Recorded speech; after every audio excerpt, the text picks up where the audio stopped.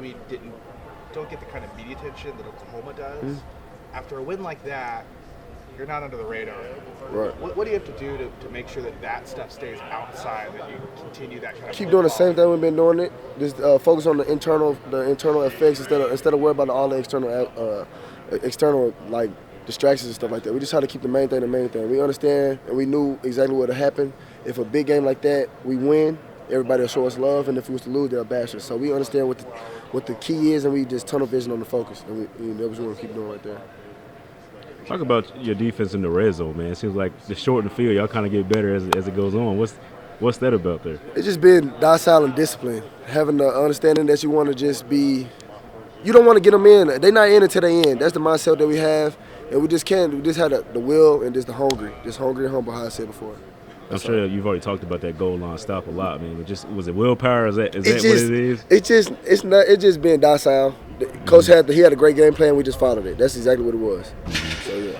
Key through 6 weeks. I mean, the amount of takeovers you guys are generating. I mean, you lead the country in interceptions. What do you attribute that to? How much has that been a focus, and how great is that to see that? It's not really necessarily a focus. We just let the defense work for us. Coach has a great defensive plan, and he knows the schemes well. Hand in hand, and it's a lot of the stress that we do. We just try to protect the stress, and a lot of those things, we just let it work for us. Honestly, it's nothing that we just do. We just let the defense work for us. How much can you control something like that? Is it more just taking advantage of opportunities? Right. When it comes, you just got to take advantage of it. They don't come around a lot, so when we do, we definitely try to capitalize on it. Does it feel like the bye week's kind of good after a game like this? Yeah. Yeah, I knew exactly what you're gonna go with this one because, like, man, our bodies was hurt. It's like a fight out there. You know, it was there was a great team, and it just two great teams clashing at head to head. So we definitely took a toll on our bodies, but we definitely trying to get back under ourselves. Is it kind of pulling you down emotionally too, just to a week to kind of get back to center? Not really, just because we haven't done anything yet. We're just 6-0. We're still trying to keep going. So. How much has that been the message from Coach Venables, the coaching staff? How much? Every day. Because they've been in this position so many times, especially with that type of record at Clemson. So like they understand how it looks, and they know exactly how people can get satisfied with having a little bit of success, and we have to understand how to handle it. So I think it's been a thing that we harped on every day.